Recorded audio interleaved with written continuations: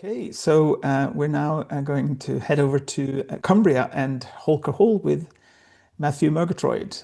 So he's going to talk about their wonderful garden and the story they've had with Hortis in 25 and before. So there you go, Matthew. Thank you, Havard. Okay, so Holker Hall is a stately home owned by the Cavendish family, and it's open to the public since around about the 1950s. It's in northwest England, and for 32 acres, there's just the six full-time gardeners working here. And we have had Hortis since, I think, March 2024, May 2024, I should say.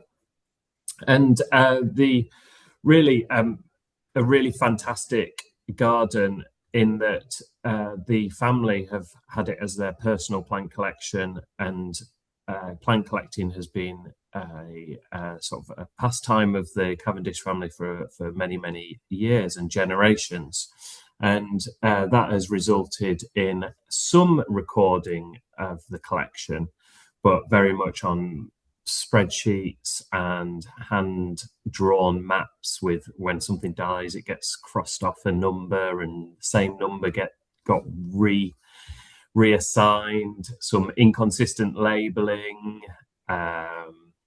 So I worked with Havard at a previous garden that I used to work at, and knew about Hortis, so knew that this was the solution for us to make managing our collection very straightforward.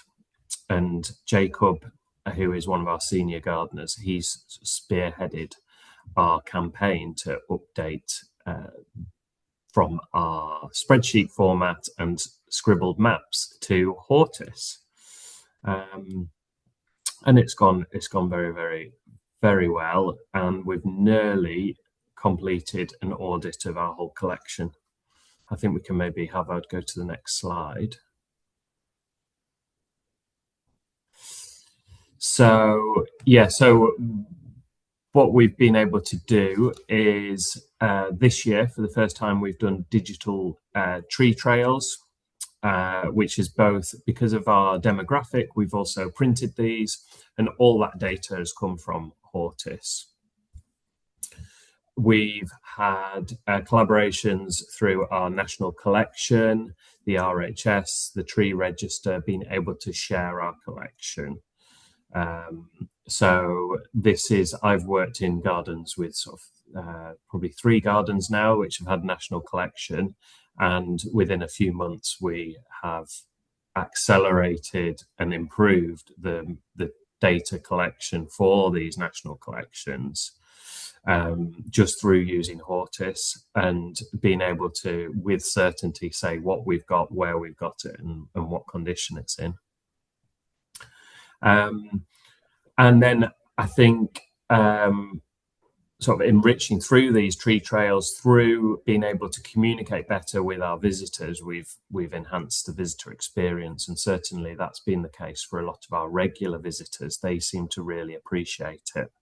I think our sort of day visits are, wowed by the garden, but when they return, being able to return and dive into something a little bit deeper, like one of our tree trails. We might have had, we did a tree trail for National Tree Week.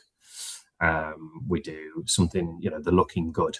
And it's a way of just not overwhelming our visitors with our entire collection and only showing them the things that are looking really good. And here's an example, actually. Thanks, Havard. Here's an example of this was the one for National Tree Week.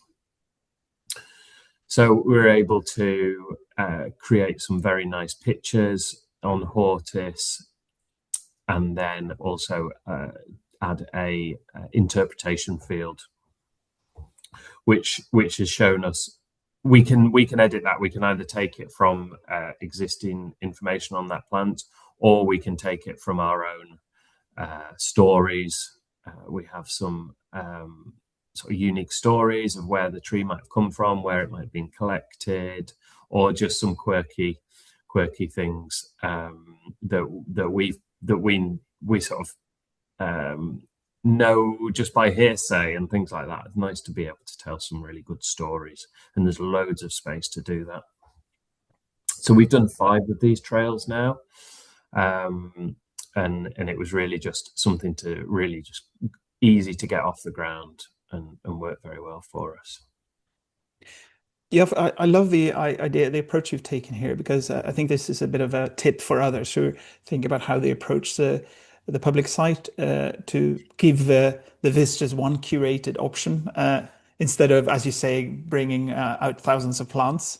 It's a very neat way to create a sort of a yeah. You mentioned that I think the last time we talked about people feel like there's something new happening, even though it might be still the same same garden. So In yeah, a we've great got perspective. lots and lots of wonderful, for example, our Eucryphia collection. Most of the year, as you walk past our Eucryphias, you would just see, oh, there's an evergreen tree there. For most visitors, they just wouldn't think anything of it.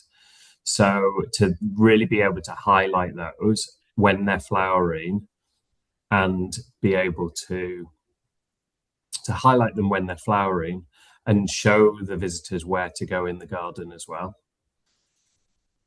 Yeah. I just want to show people how it will be on a smartphone, because that's Yeah, obviously what most people carry with them when they're in the garden. Yeah. exactly. Yeah. So we show the QR code. So we have a little room and we've got printouts which are displayed, and we have QR codes as well. So they get QR codes when they come to the kiosk, and they get QR codes in our what we call our interpretation room. Yeah. Okay, so yeah, so progress this year. As I said earlier, we've audited the vast majority of the collection. So it's looking like we maybe have about 800 more plants to check and add to the system or remove dead ones. 40% of the collection has been labelled with accession numbers. For us, it doesn't really feel necessary, but it feels like a really good precaution in case we've got multiple ways of identifying a tree through labelling, through Hortis, and through the photos which appear on Hortis as well. So the geolocation and the photos, and that's very reassuring for us. And 5 visitor interpretation trails so far.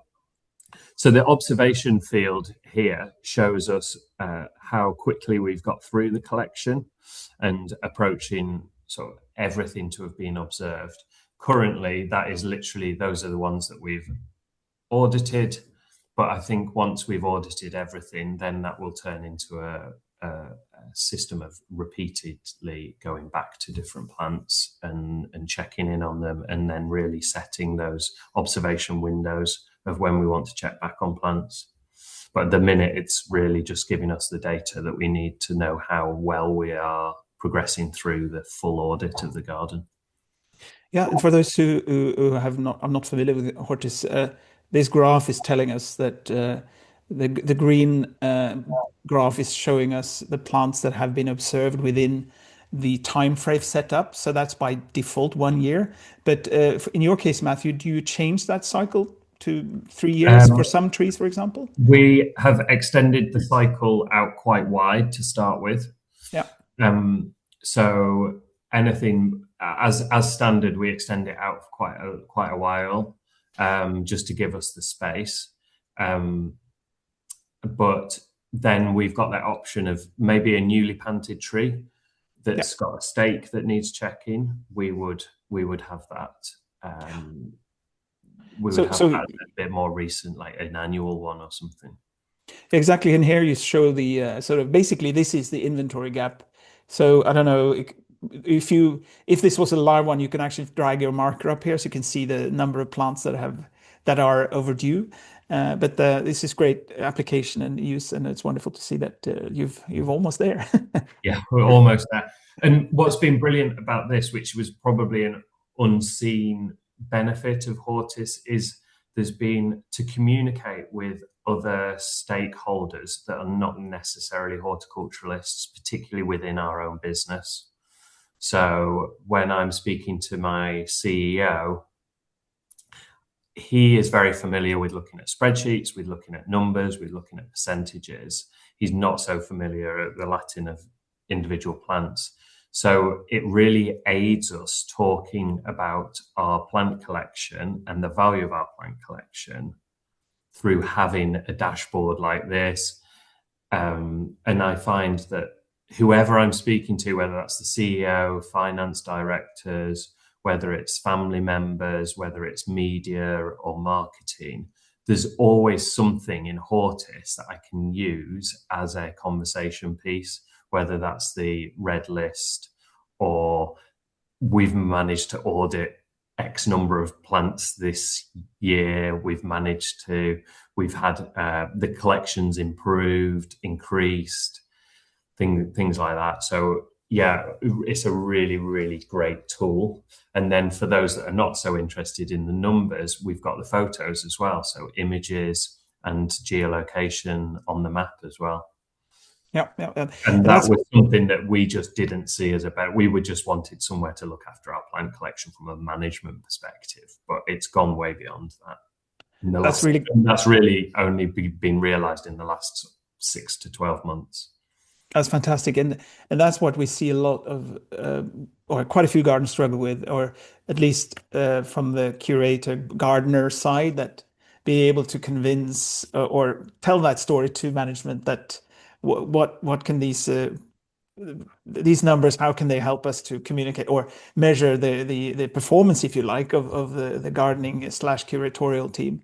And I'm really happy to hear that you've found this graph useful. We thought it would be useful, but now we see it, and that's really great. So thanks for telling that story. Thank you. So do we have another slide? Yes. Okay. So yeah. So we've got the numbers, the graphs, the progress has obviously we've been able to.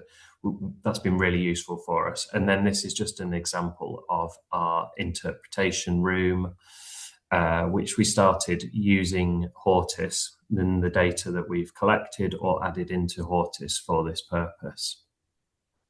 So we are a private garden and it's very much a family home. So when we're putting out interpretation, we're very cautious as to the image. We're not an out-and-out botanic garden where we need lots of scientific labels. It needs to be a nice family. It's a family home. It's a family garden with a fantastic plant collection. So we've done handwritten introduction to the gardeners from the gardeners on a blackboard, and that's the home screen on the public site as well for Hortis. We then have the QR codes, which takes you to the Hortis site, and we frame the individual plant portraits.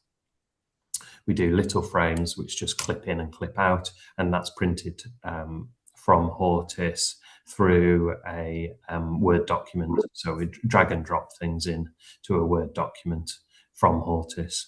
And then again, the mapping straight out of Hortis. I think that's a screenshot from Hortis, and then we give that out. So for our visitors which are not so familiar with smartphones and QR codes, there is a paper version as well. Yeah, no, I think that's really clever, and it's we're very mindful of the fact that there are a lot of people who are, what should I say, non-digital, or prefer when you go and visit a botanic garden or a garden in general, you don't want to sit and stare on your phone. So having those options available, I think is a really good idea, a great idea. And I think it encourages people just to, they can take it home as well. It's a little something to take home and show to people as well, and hopefully that helps with repeat visitors. Yeah, and the public site itself, it's in the pockets. You can go home and look at it when you get home. You don't need to be in the garden to experience that part. So, and you can see it change as well. We can advertise it through our social medias, the new trail, and they can explore it before they go. Exactly. Yeah. Well, that's a wonderful story, and we're really sort of honored that you're part of the the Hortis community and the the for example the thing you've done with the public site of curating it. I think is really brilliant. So that it might inspire people to think different. We will look at how we can improve that. So you might be able to do that more generically in the future. So that it's. But anyway, it's wonderful to see how you applied it, and thanks so much for sharing the wonderful story from Holker Hall. Thank you very much. Thank you, everyone.